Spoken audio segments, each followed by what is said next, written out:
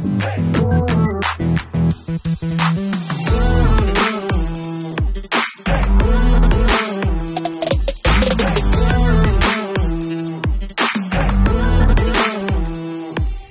semua, kembali lagi di channel Aryawan Agus. Jadi thank you banget buat teman-teman yang udah stay tune di channel ini.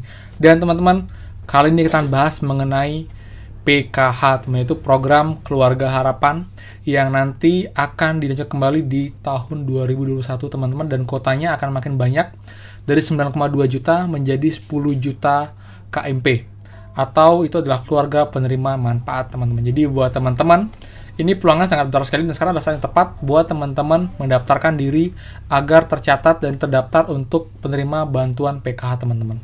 Bagaimana mekanismenya dan juga cara daftarnya dan juga syaratnya teman-teman, kita akan bahas pada video kali ini. Jadi buat teman-teman seperti biasa, sebelum kita mulai, buat yang baru join dan juga belum subscribe, silahkan kalian subscribe dengan lonceng ya, karena akan banyak sekali info terupdate seputar pemerintah dari channel ini teman-teman, yang pastinya berguna buat teman-teman semua. Dan teman-teman, makin banyak kalian punya channel YouTube mengenai pemerintah, akan makin baik buat teman-teman semua. So, buat teman-teman, pastikan kalian stay tune. Nah teman-teman, PKH adalah salah satu bantuan pemerintah yang cukup efektif untuk mengurangi atau membantu keluarga miskin teman-teman. Dan PKH pun itu nggak cuma satu jenis bantuan ya, dia ada banyak jenis bantuan yang nanti akan kalian dapatkan jika kalian terdaftar sebagai penerima program Keluarga Harapan ini teman-teman. Contohnya selain PKH, kita juga akan dapat bantuan non-tunai, bantuan sembako juga, ada juga dapat juga bantuan PIP atau Program Indonesia Pintar, lalu juga KIS, PBI, di mana untuk kesehatan kita digratiskan untuk biaya iuran BPJS-nya teman-teman. Jadi buat teman-teman yang ingin tahu bagaimana caranya untuk mendaftar dan juga syaratnya apa, lalu ada klasifikasinya juga, kita akan bahas semuanya pada video kali ini. Oke? Langsung saja kita mulai teman-teman. Nah teman-teman, jadi PKH adalah program yang sudah rutin teman-teman ya setiap tahun, dan di tahun ini pun sudah berjalan itu 9,2 juta warga yang didapat bantuan ini. Dan tahun depan itu akan dinaikkan menjadi 10 juta teman-teman. Jadi akan makin banyak peluang untuk teman-teman dapat, bahkan mereka akan mengadakan pemutahiran data di awal sebelum tahun ini agar datanya lebih update teman-teman. Sesuai juga dengan info dari Ibu Risma ya, dia akan menginfokan bahwa dia akan berusaha untuk mengupdate data dulu agar benar update datanya.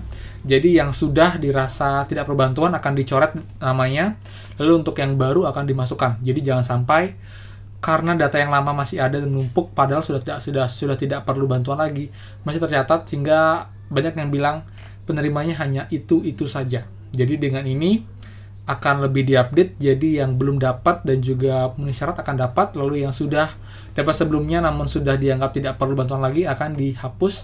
Jadi akan banyak peserta baru yang bisa daftar untuk dapat bantuan PKH ini teman-teman. Sekarang saat yang tepat buat teman-teman mulai mengetahui informasi dan juga cara mulai mendaftarnya teman-teman. Nah teman-teman, jadi PKH itu banyak banget ya untuk jaringan bantuannya. Jadi nggak cuma satu jenis bantuan, tapi bahkan 2-3 jenis bantuan. Dan kalian itu agar dapat bantuan ini, kalian harus tercatat di DTKS atau Data Terpadu Kesejahteraan Sosial teman-teman. Kalau sudah terdaftar, otomatis kalian tidak akan dapat bantuan ini karena kalian tidak tercatat nama kalian teman-teman. Jadi di sini yang perlu kalian lakukan, kalian memastikan diri kalian itu terdaftar dan tercatat di DTKS. Caranya teman-teman, kalian melalui perangkat desa di daerah kalian. Tapi tetap ya, ada syarat yang perlu kalian penuhi teman-teman, dan juga ada beberapa klasifikasi dari PKH yang perlu kalian ketahui juga, karena tidak semua PKH mendapatkan benefit yang sama teman-teman. Ada yang densil 1 sampai densil 4, dan itu beda-beda untuk benefitnya atau untuk bantuannya. Kita akan mulai dulu dari jenis-jenis tingkatan penerima bantuan teman-teman ya. Jadi ini kayak densil kemiskinan, ada 4 densil. Yang pertama densil 1 teman-teman, itu adalah peringkat paling rendah, di mana keluarga penerima manfaat yang masuk densil 1 ini akan berhak mendapatkan PKH, KIP atau Kartu Indonesia Pintar, kemudian uang tunai atau BPNT atau bantuan non tunai, dan juga KIS teman-teman. Jadi yang ini akan dapat bantuan yang paling lengkap. Jadi ada lebih dari 2-3 bantuan yang didapatkan untuk orang yang tergolong densil 1. Kemudian ada densil 2. Ini adalah keluarga penerima manfaat yang masuk ke densil 2, maka keluarga tersebut berhak mendapatkan KIP atau Kartu Indonesia Pintar, bantuan pangan non-tunai atau BPNT, dan juga KIS. Itu densil 2. Lalu densil 3, teman-teman, itulah bantuan yang diterima oleh KPM di BPNT dan KIS. Jadi lebih sedikit lagi untuk bantuannya. Dan terakhir adalah densil 4, teman-teman. Peringkat terakhir ini hanya merupakan bantuan KIS saja atau kartu sehat secara gratis.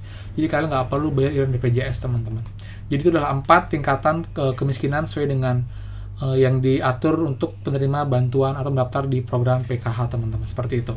Nah, jadi intinya lah teman-teman yang tidak mampu itu yang berhak untuk daftar PKH. Tapi kalau kalian dirasa mampu oleh pemerintah dan perangkat desa, ya kalian nggak bisa dapat daftar untuk bantuan ini, teman-teman.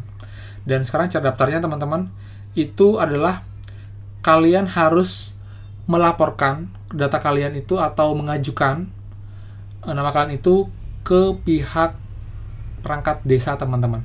Jadi ini namanya adalah mekanisme pemutakhiran data mandiri atau MPM. Itu dengan mendatangi perangkat desa supaya nama kalian itu bisa diusulkan masuk ke DTKS. Jadi sekarang sifatnya masih diusulkan, teman-teman. Jadi bisa diterima, bisa tidak. Kita sudah berusaha untuk mengusulkan dulu ke perangkat desa. Nanti mereka yang akan memutuskan apakah layak dan juga sudah memenuhi syaratnya, baru akan diajukan dan diverifikasi ke bupati atau wali kota setempat kalian, teman-teman. Jadi setelah dari desa disetujui diusulkan, lalu akan diajukan ke bupati atau wali kota, dan di sini akan diverifikasi ulang dan akan dicek kebenarannya apakah memang sesuai, apakah itu termasuk dalam syarat untuk mendapat bantuan PKH atau tidak. Jadi mungkin akan ada survei dari pihak pendamping PKH di daerah kalian, lalu akan dicek apa memang kalian benar-benar membutuhkan dan juga perlu untuk bantuan itu.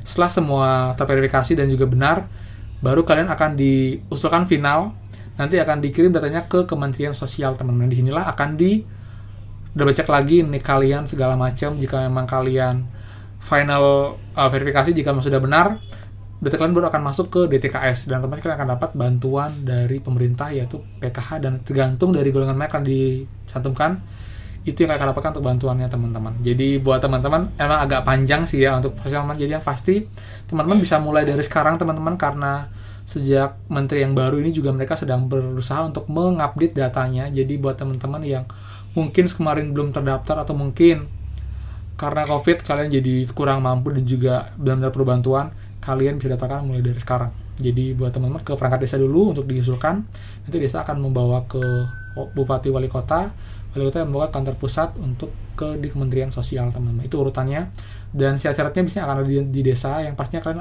adalah warga yang miskin dan memang miskin, jadi tidak dibuat-buat. Jadi nanti akan dimasukkan data yang baru, dan data yang lama nanti yang sudah diupdate oleh kementerian dan juga badan statistik akan dicoret. Jadi kotanya akan makin banyak untuk serta yang baru, teman-teman. Jadi buat teman-teman juga harus aktif ya, jangan mau pasif, hanya menunggu saja bantuan tidak akan datang sendirinya ke rumah kalian. Kalian harus banyak informasi juga, lalu juga mengetahui prosedur step by step-nya, dan kalian juga aktif ke perangkat desa, baik itu RT setempat, untuk mengajukan nama kalian diusulkan, teman-teman. Seperti itu. Jadi buat teman-teman semoga bermanfaat. Jadi buat yang mau daftar PKH, itulah step by step-nya sebelum nanti mulai dibuka untuk pencairan insentif atau bantuan untuk PKH tahun 2021, teman-teman. Jumlahnya sangat banyak, yaitu 10 juta penerima PKH. Dan tahun ini pun sangat banyak PKH graduasi, jadi otomatis ada banyak slot juga yang kosong untuk teman-teman atau peserta baru PKH ini. Jadi buat teman-teman kalau ada question silahkan komen di bawah, jangan ragu teman-teman ya. Kalau ada opini juga silahkan komen juga, kita diskusi di sini, jadi saling berbagi informasi, teman-teman. Dan kalau kalian suka video ini jangan ragu buat tekan tombol subscribe dan juga like-nya, dan jangan lupa buat tekan tanda loncengnya agar kalian dapat notifikasi setiap ada video update dari channel ini, teman-teman. Jika saya jamin ketinggalan info terupdate seputar pemerintah dari channel ini. Oke, jadi itu aja. Thank you banget. Kalau salah kata saya mohon maaf, dan pastikan kita bertemu lagi di next video. Dadah.